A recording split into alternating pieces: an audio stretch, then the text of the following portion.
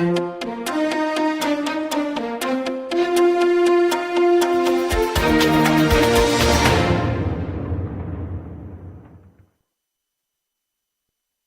and welcome to the Midday Update. Let's take a look at the headlines for today. Authority to probe into Dhofar's power outage. Total lockdown in Oman during Eid al-Adha. Ministry UNICEF initiative aims to get youth labour market ready. IMF concludes its 2021 Article 4 mission for Oman. Scotland becomes COVID capital of Europe. Detected across 30 countries, the Lambda variant is said to be deadlier than the Delta variant. Bollywood's legendary actor Dilip Kumar dies at 98. In some Euro 2020 news, Luis Enrique compares Pedri to Andres Iniesta after stellar performance against Italy. Schmeichel takes swipe at England ahead of semi-final, asks, has it ever been home? Those are the headlines. Now for the weather update. This is Maithil Chukeli with today's weather update, and right now I'm reporting from inside the TFM studio in Al Khuair. Before we move on to our weather update, here is our fact for the day. The satellite temperature data collected over 7 years showed that the hottest place on Earth is Lut Desert in Iran. That is our fact for today. Now let's take a look at how the weather will be like in the Sultanate. According to Oman Meteorology and Civil Aviation Authorities, there will be clear to partly cloudy skies along the coastal areas of the Far and adjoining mountains with light rain. There will be mainly clear skies in the rest of the Sultanate, and there will also be chances of clouds development over Al-Hajar Mountains towards the afternoon. There's also chances of late night to early morning low-level clouds or fog patches along the coastal areas of the Arabian Sea and Oman Sea coast. And now let's take a look at how the weather will be like in all the governorates. Muscat will be sunny, temperatures between 40 to 32 degrees Celsius. Musandam will be sunny, temperatures between 39 to 32 degrees Celsius.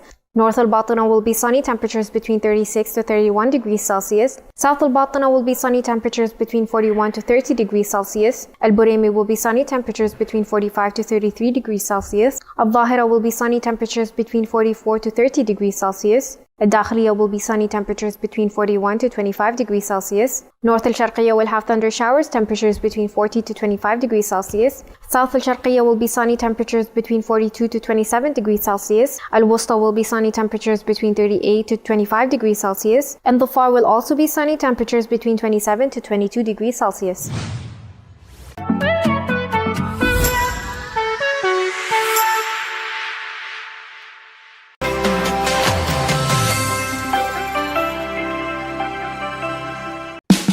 Oman's largest online supermarket now has no minimum order limit. From grocery to household items, Rafiq has everything that you want. Enjoy worry-free shopping with over 8,000 products to choose from and get it delivered straight to your doorstep. Rafiq, you order, we deliver.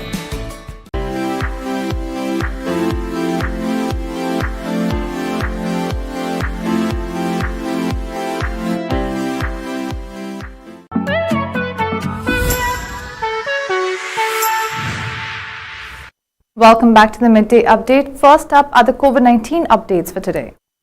The Ministry of Health has announced the registration of 17 new COVID-19 deaths, taking the total death toll to 3,356.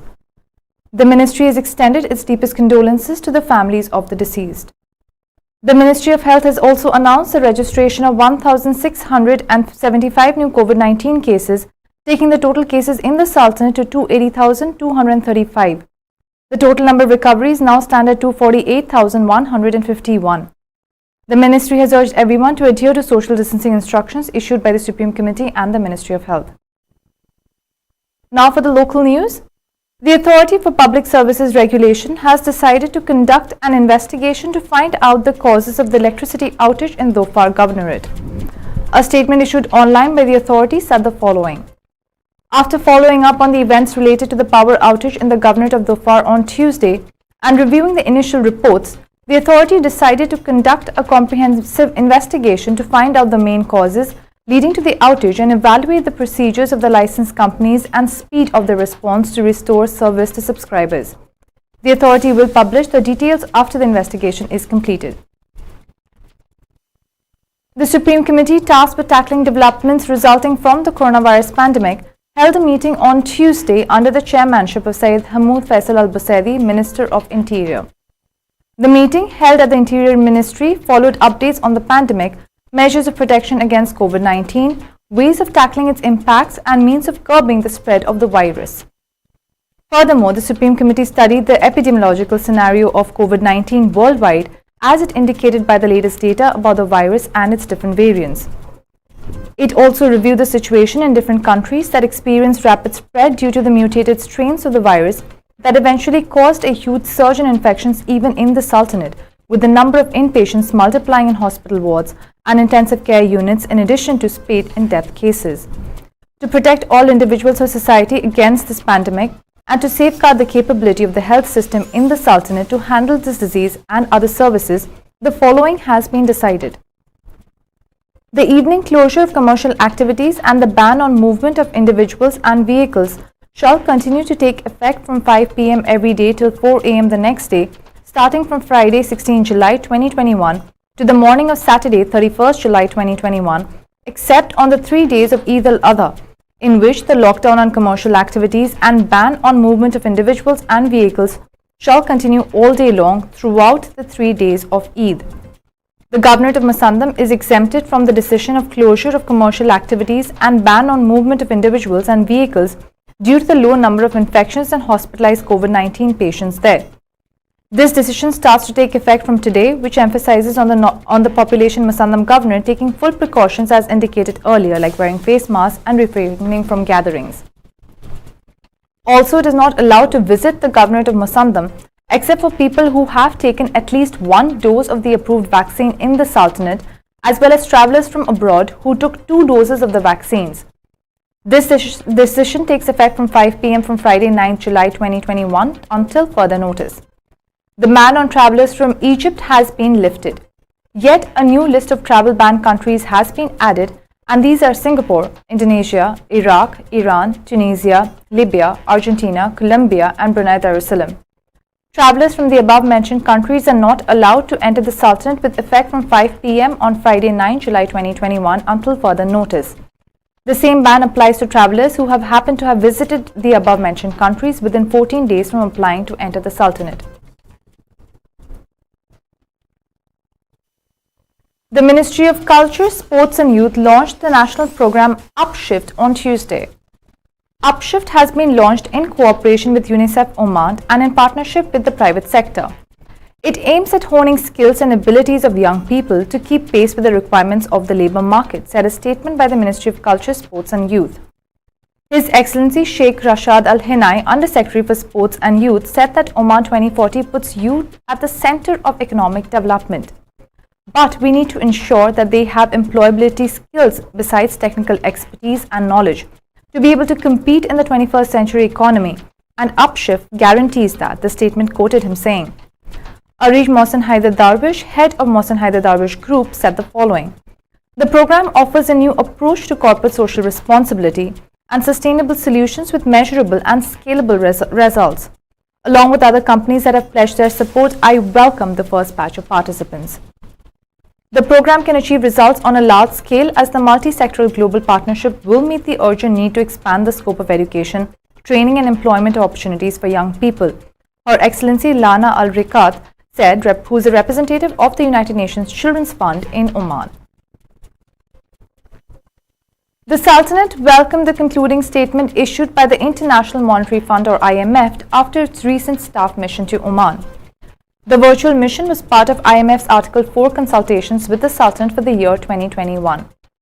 As part of the engagement, the IMF delegation held a series of discussions with various authorities of the Sultanate, including the Ministry of Finance, the Ministry of Economy, the Central Bank of Oman, and several other government and private organizations and members of civil society.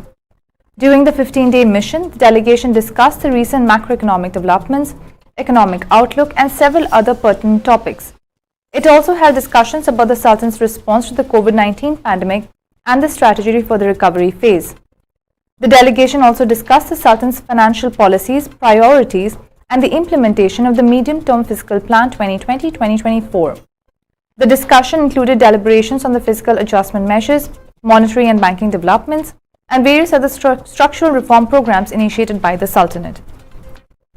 Despite the uncertainty surrounding the global outlook due to the new COVID-19 variants and its impact on Oman, the IMF mission commended the measures taken by the Sultanate to contain the pandemic, as well as its efforts to accelerate the vaccination process to immunize 70% of the population, enhance a healthy business environment, and support the economic sectors most affected by the pandemic, including the launch of the economic stimulus plan. The IMF mission expects the Omani economy to gradually recover from the effects of the pandemic and post a decent growth over the medium term. The statement further projected that the Sultanate's GDP is expected to grow by about 2.5% in 2021 to 3% average growth over the medium term. The revenue and spending efficiency are expected to rise while the public debt is projected to decrease in the medium term. It is also expected that the current account deficit will decrease to 0.6% of GDP in the medium term due to the fiscal consolidation measures taken up by the Sultanate and higher trade balance surplus. Those are the local stories. We'll take a short commercial break and we'll be right back.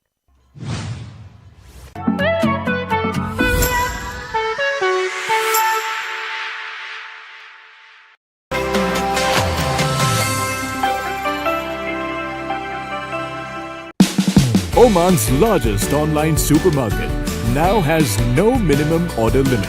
From grocery to household items, Rafiq has everything that you want. Enjoy worry-free shopping with over 8,000 products to choose from and get it delivered straight to your doorstep. Rafiq, you order, we deliver.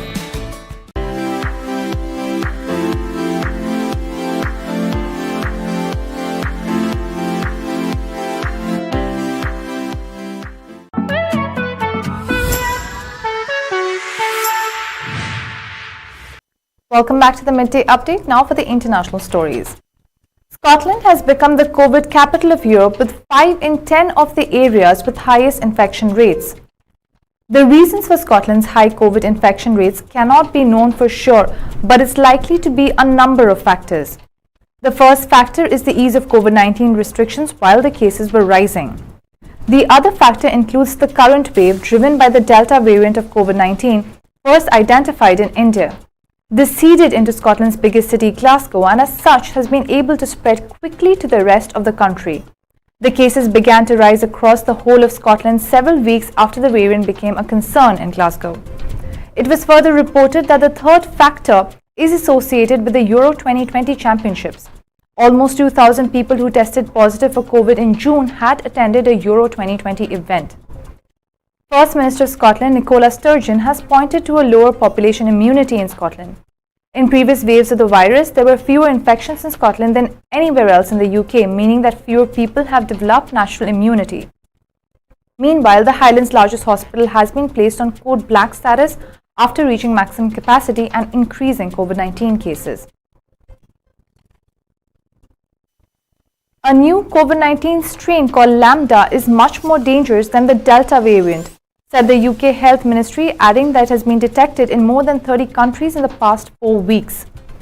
On Monday, the Health Ministry tweeted, "The Lambda strain was reported to have originated from Peru, the country with the highest mortality rate in the world.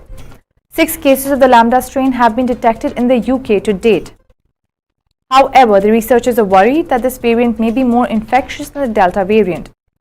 Lambda accounts for nearly 82% of the coronavirus case samples reported during May and June in Peru, as cited by the Pan American Health Organization.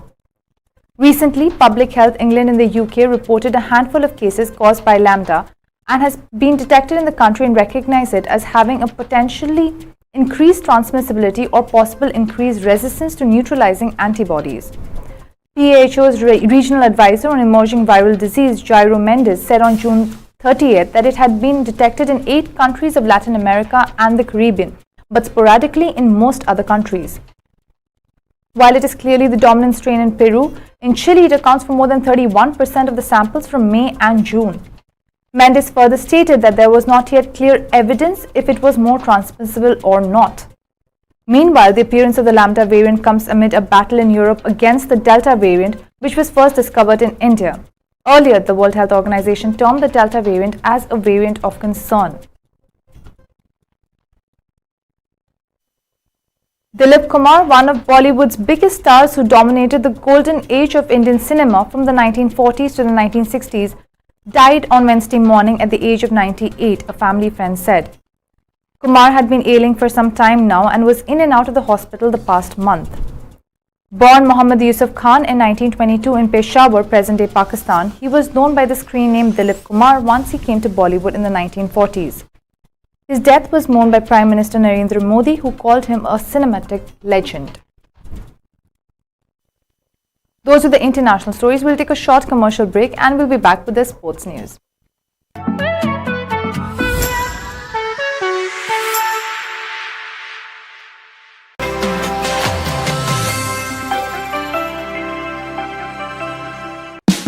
Oman's largest online supermarket now has no minimum order limit. From grocery to household items, Rafiq has everything that you want. Enjoy worry-free shopping with over 8,000 products to choose from and get it delivered straight to your doorstep. Rafiq, you order, we deliver.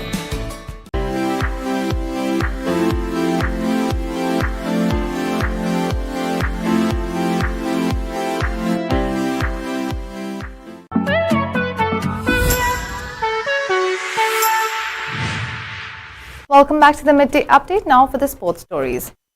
Spain head coach Luis Enrique was all praise for midfielder Pedri after the team's loss against Italy in the Euro 2020 semi-final, comparing the 18-year-old to Andres Iniesta. Azzurri booked their berth in the Euro 2020 final after seeing a lead wiped out but defeating Spain on penalty shootout by 4-2 on Tuesday. Have you seen the tournament that Pedri has played? I've never seen an 18-year-old kid play like I've seen Pedri play in this tournament. Not even Andres Iniesta, goal-quoted Luis Enrique after the match. For FC Barcelona midfielder Pedri, Euro 2020 has been a breakthrough tournament in Spain's outfit. In the clash against Italy, the teenager became the youngest player to ever start a match at this point in the competition and completed all 55 of his pass attempts in regular time. Pedri has also been selected to compete in the upcoming Tokyo 2020 Olympics. Taking a ruthless dig at England ahead of the team's Euro 2020 semi-final, Denmark goalkeeper Kasper Schmeichel highlighted the Three Lions' lack of success in recent years. England's only major trophy came when they won the 1966 World Cup. English fans are now hopeful that Gareth Southgate's men will end that drought, as Three Lions will be aiming to reach their first European Championship final by overcoming Denmark on Wednesday. As per Goal.com, at a press conference on Tuesday, Schmeichel was asked what it would mean if Denmark were able to stop it from coming home, to which he replied, "Has it ever been home? I don't know. Have you ever won it? 1966? Was that not the World Cup? To be honest, I have not given any thought to what it would mean to stop England. It is more what it would do for Denmark. I have focused very little on the England team. It is what it would do for our country back home. The joy it would bring to 5 million back home to do something like that, to compete with the nations we are competing with. Not really a lot of feelings for England on this," he added. Football's Coming Home is the anthem often chanted by English fans. It became popular when the Three Lions reached the Euro 96 semi-finals. Italy are into their fourth European Championship final, behind only Germany on 6. Italy will now either clash with Denmark or England in the Euro 2020 final at Wembley on Sunday.